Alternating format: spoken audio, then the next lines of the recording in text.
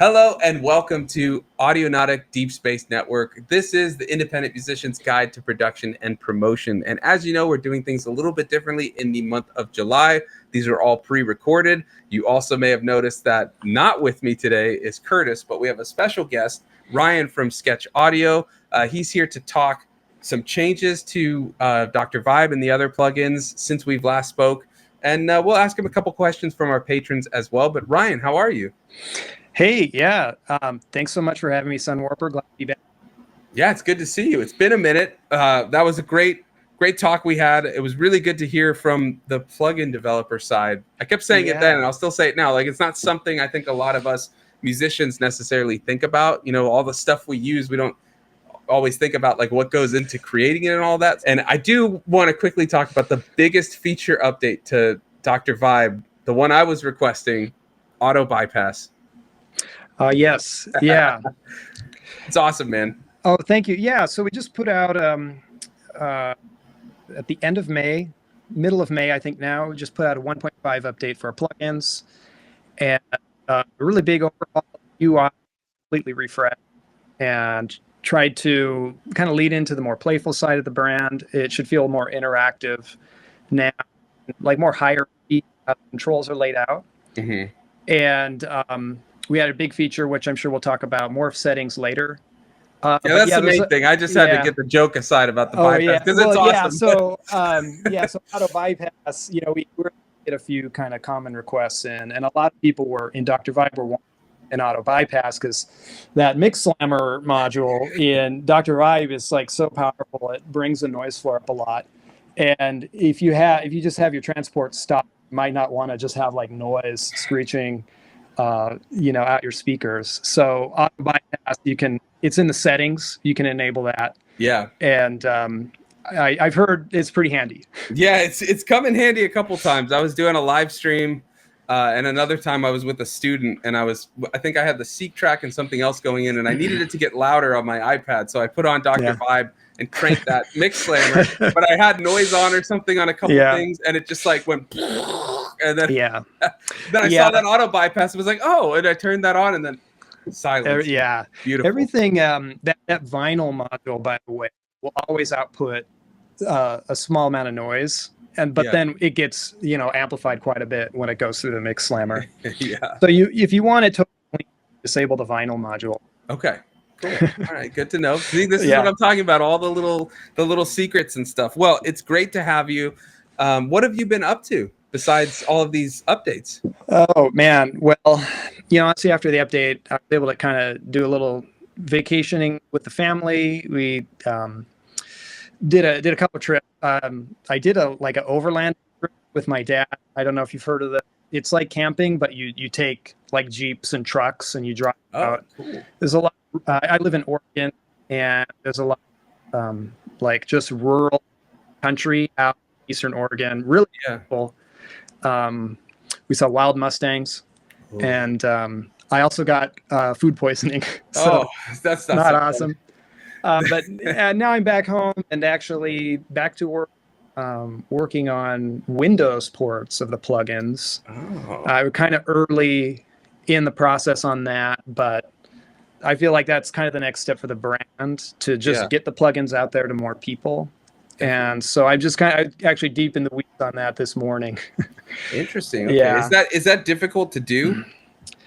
Well, so the stuff right now is currently just for Mac OS and iOS. And I started out as an iOS developer. So, if you develop only for Apple, you can use a lot of like the native technology, like libraries and tools that Apple provides for their own platforms. Right. So starting on iOS, you just get used to using that stuff. But if you want to have things work on Windows, obviously you can't use that. Yeah. So I'm kind of, I'm in the process of going through essentially like each element of the software and thinking like, okay, how do I bring that over to Windows? And you really do have to get into the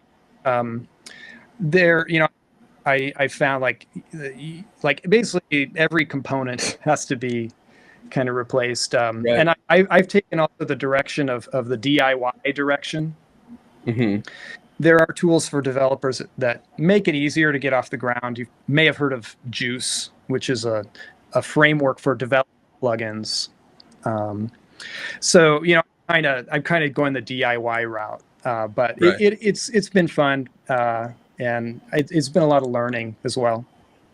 I mean, it'll pay dividends in the future, though, right? Because, well, one, all of those plugins can get on Windows, but then any future plugins can also go out on Exactly. Windows. Yeah, that's the hope. And I think, a lot of people just expect, if you see a plugin, you expect to be able to get it on Windows. So I think that will kind of elevate the how the plugins appear to people that come across them on the internet. Yeah, definitely. Yeah, definitely. And then you also worked with you did that synth Chime, right? Recently? Yeah. So my good friend Corey, he lives in Portland. We've worked together for a long time, actually on a few apps now.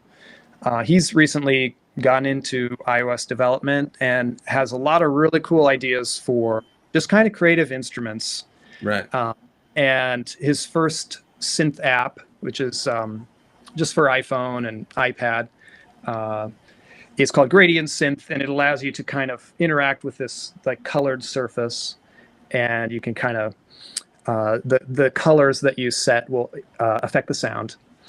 And then he came to me, he said, "Hey, I got another idea for this instrument. I'd love to do it with you."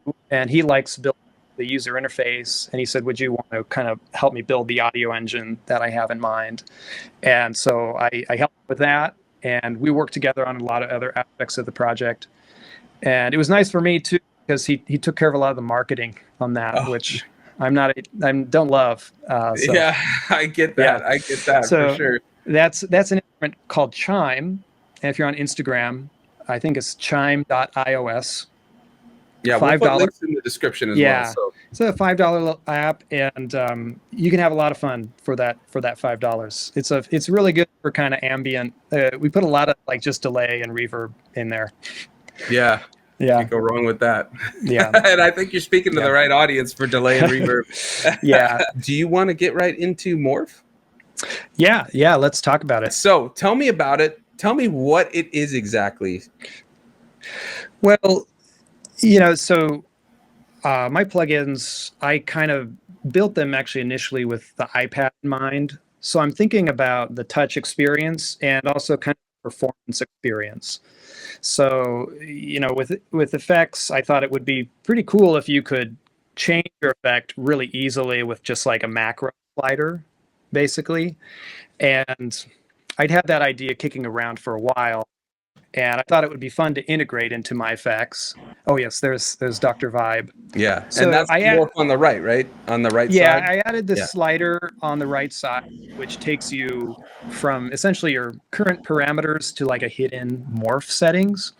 And then there's also that little go button in the bottom right, which you can hit that like a kind of a punch-in effect almost. So it will go straight up to the Morph settings. And you can use it in a lot of creative ways. Like, first off, we completely redid the factory libraries. So for every factory preset, you can like drag that slider to see how the sound changes. And some of them are kind of subtle, and some of them are kind of complete vibe switches, where it would be almost like a transition to a breakdown in a song, for example. So the one thing is that it just kind of makes it more fun to explore the presets, because you can go to preset and you can just quickly kind of check that slider and see if you like the sound. Yeah.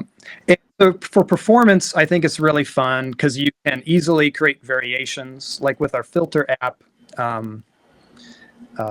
Scissor Hands, you could map that, set that slider to affect not just one cutoff frequency, but the two filters, and you could add distortion as you move the Morph slider. Yeah, so one use is just making it easier to explore the presets and a little more interactive. Another use is, like I said, for performance effects, if you want to, change the filter in addition to adding distortion, or, you could, on Dr. Vibe, you could change the sample rate with the Morph slider. Yeah. And then the other thing would be like for creative mixing, if you can automate it in Ableton or Logic.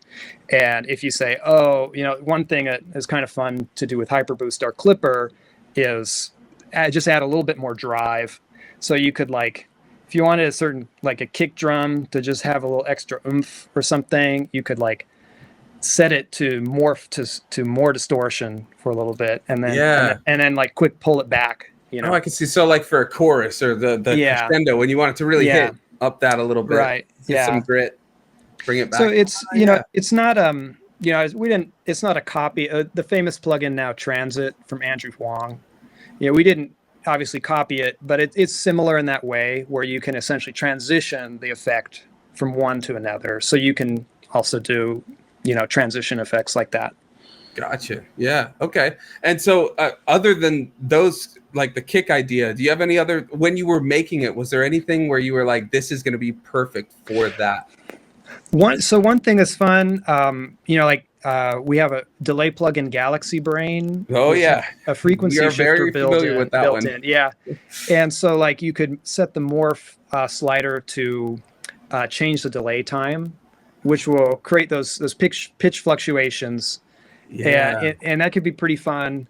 And you can also change the frequency shift amount. So I really like with Galaxy Brain, you can just kind of like wash it out with the morph slider. You could add, you can make it go more wet, more feedback, for example. Interesting. Now, you might have said it, but can you set multiple things to the morph, like so they all change at once? Yeah. So the way it works is that it's like all the parameters, when you move the morph slider, will transition to something. Oh, I see. Okay. Most of the time, it's just the same thing, right. So there's no effect. So you essentially have like automatic connection to all the parameters, basically. Because I could see like with Dr. Vibe changing sample rate, drive, maybe the filter or something. So when you want it to get really like gritty and old school, you up it and then you bring it back so it opens back up. Here I am in Ableton Live, and I got Dr. Vibe pulled up with a little drum loop, and we're going to see how we can easily create a variation on our sound with the new morph settings feature. So let's just listen to the drum loop real quick.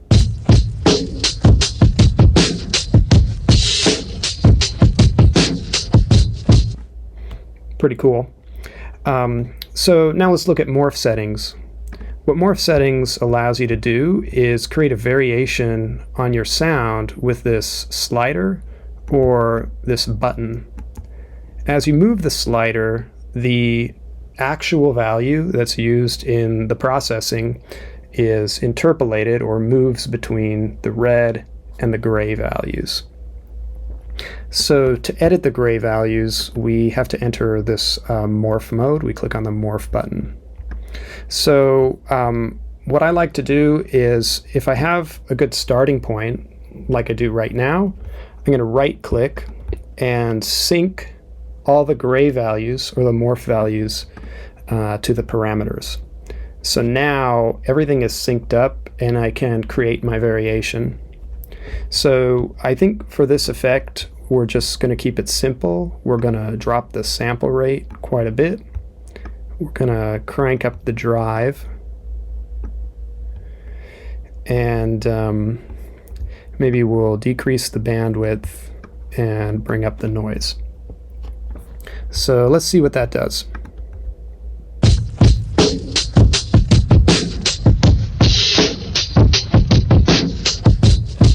And I can use the button.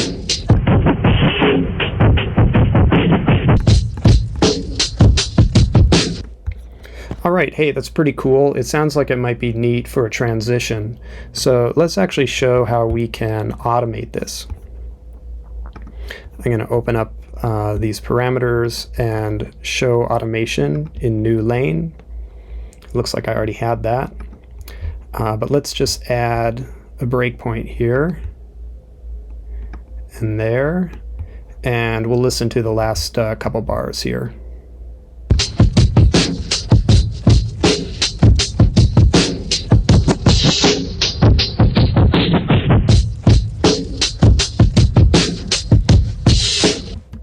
All All right, pretty cool. So hopefully that demonstrates how you can create a transition between two different sounds with your effects plugins.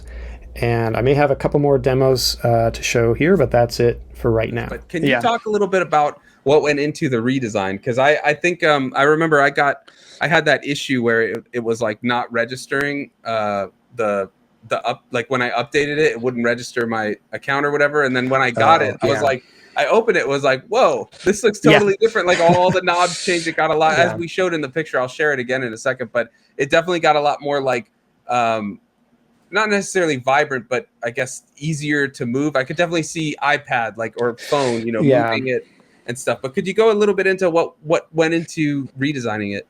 Oh yeah, well, I think initially I had kind of a minimal design in mind, and then as you sort of get the plugins out there, you get feedback in real time, and you get to watch people using them and seeing what their pain points are. And so pretty quickly, I knew I wanted to get more hierarchy into the design. In the previous versions, the controls were all the same size. And so I wanted to be able to guide the user to be like, this is where we're going to have the most fun. Like, as if you turn this big knob, right? and things like that. So that was part of it, part of the goal. And then I also just wanted to make things feel a little more interactive and playful. So, there's more rounded corners. The fonts are new, and if you move controls, they'll kind of there'll be a little outline on the control that sort of animates a little bit, and that was another goal, to just make it feel a little bit more playful and more inviting to use. Yeah, and that first part you said is actually interesting in terms of hierarchy. Like did you have to really think which one you wanted to kind of be the centerpiece at the top, or did you know right from the get-go, like, I know sample rates right there, Yeah. Well, sometimes it's easy. Like for the mix slammer, you want the compression amount to be big and upfront. Yeah. And it is interesting. I do find personally the design is challenging, because when you're just building features, you can build whatever you want. But when you are designing how to put those features on a screen, there's always going to be constraints. Like if you make something bigger, something else has to get smaller. And there's a lot of trade-offs you have to make. You can never really have it all, I feel like in design. That sounds like mixing too. With music mixing, it's like you can't, if you put one thing, if you want one thing to be prominent, something else has got to get a little quieter so that it sits right. Like a bass and a kick drum, you got to choose one to be the main thing. Yeah, exactly. Yeah. It comes up, I think, in a lot of places. Yeah, it's just life, I think. Yeah. All right. Hey, it's Ryan again. Just wanted to show a couple more things with our Clipper plugin, Hyper Boost. I have another drum loop.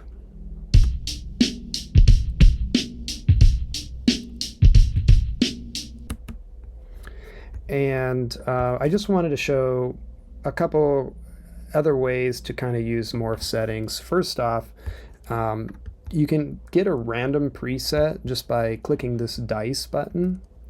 And then every factory preset actually has morph settings utilized somehow. So you can use the morph slider to explore the presets.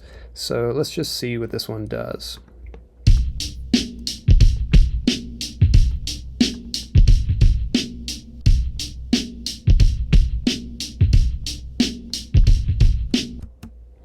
So you can kind of use the morph settings to dial in things.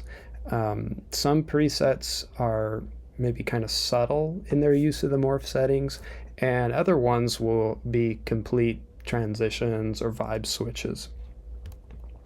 The other thing we did is we added a shortcut. So with Dr. Vibe, I showed you that you had to click on this morph button to edit the morph values.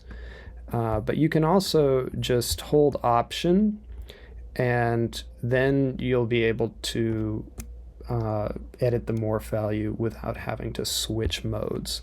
So let's just make it really obvious here.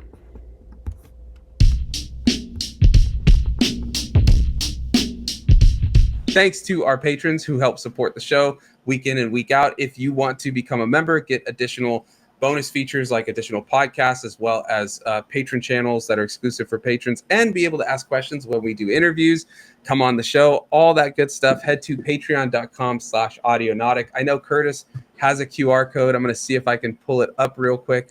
I believe it's this one. There it is. Hey, nice. Got it. Yeah. Sorry, I'm running this one solo, and this is the first time I'm actually in the pilot chair of Restream, which is thanks to our patrons. We had to change our streaming platform because they wanted to up it by like double or something, and thanks to our patrons, we were able to get this Restream, which is really awesome. Don't take my incompetence with it as that. It's just me learning it. This is the first time I've had to do it, so that's that. If you do also want to just do a one-time donation, you can. I believe it's this QR code. And look, they even shine and they do all crazy stuff. It's cool. Very cool. Anyways, that's our Patreon. We also have a Discord open for everyone, and that's right here. It's a great place to come hang out, talk. If you want to talk about plugins, synths, all that stuff, that is the place to do it. With that, though, I do have a question from our patron Coraline, and they asked, where do you get your ideas for plugins and things like that?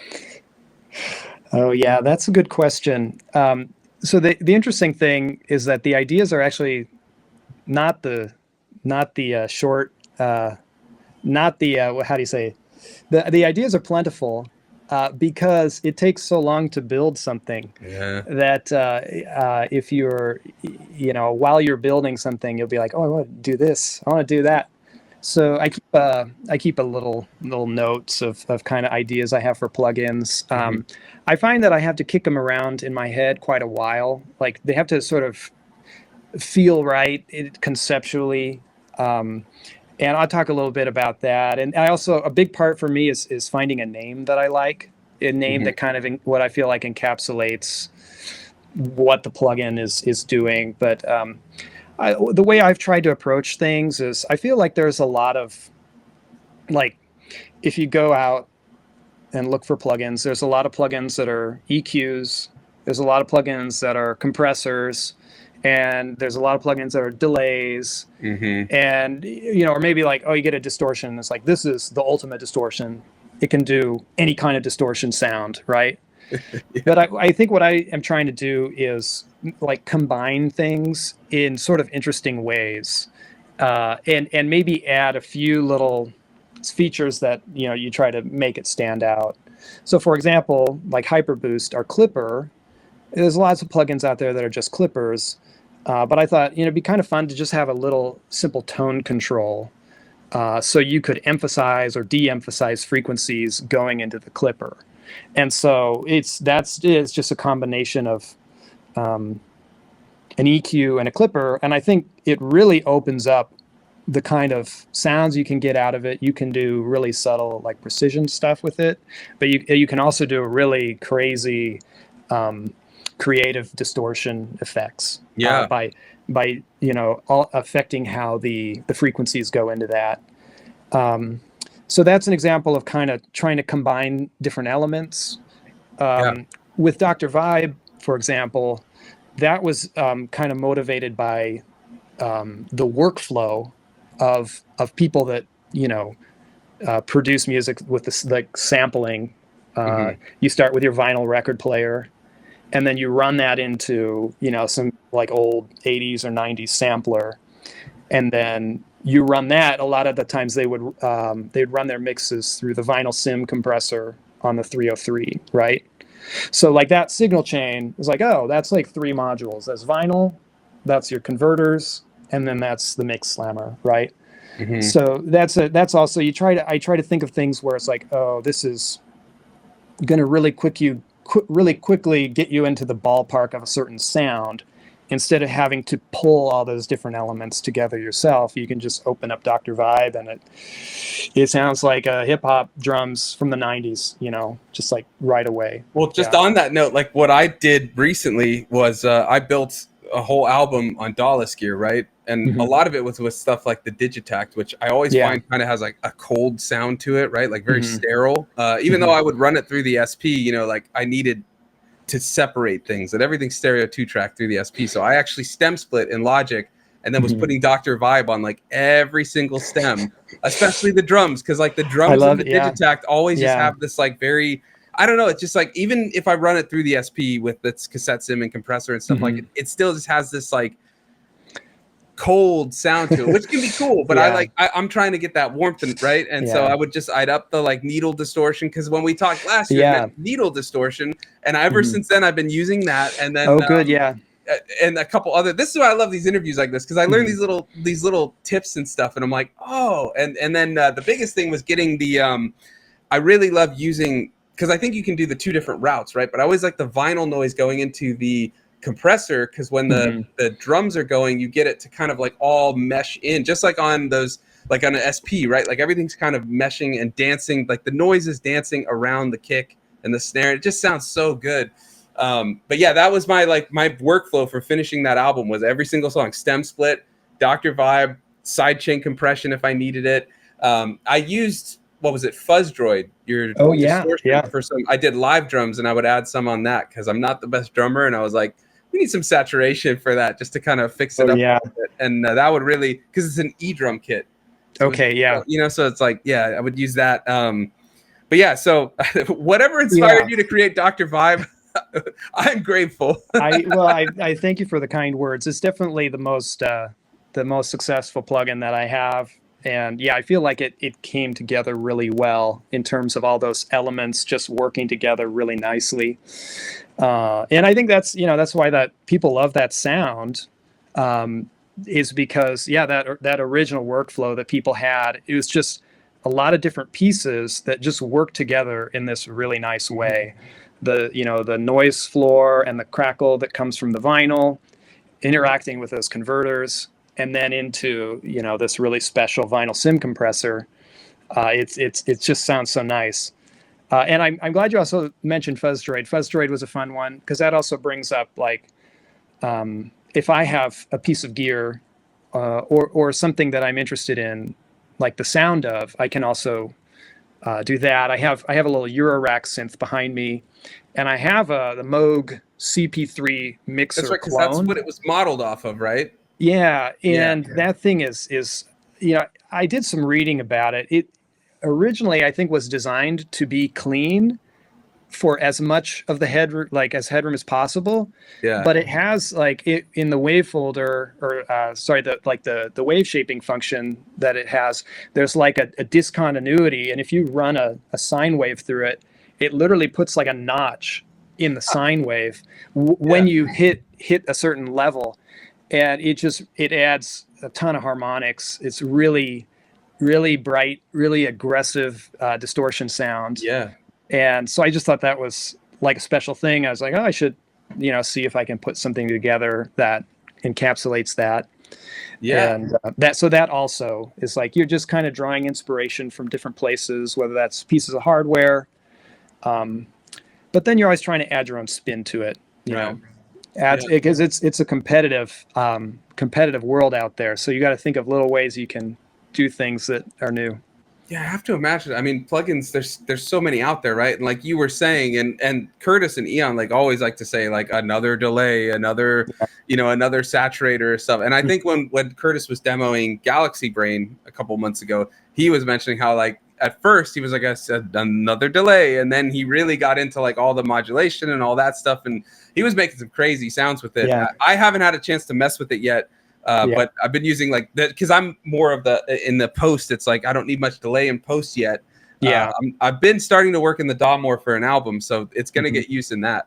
But yeah, so I've been all on the saturation game and Fuzz Droid, Dr. Vibe, and all that. But yeah, it's interesting. It's it makes sense. You have to kind of stand out in that way, right? Have something that's there's something that makes it stand out, because otherwise it's just another delay, and exactly, thousands of those. All right, Ryan, well, I appreciate you coming on. Is there anything else that I didn't ask you that you want to talk about real quick?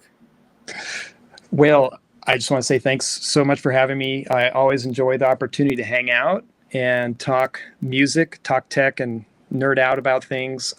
Likewise, man. It's great having you. I'll just reiterate, we have 2-week trials on all the plugins, so you can download them and try them out.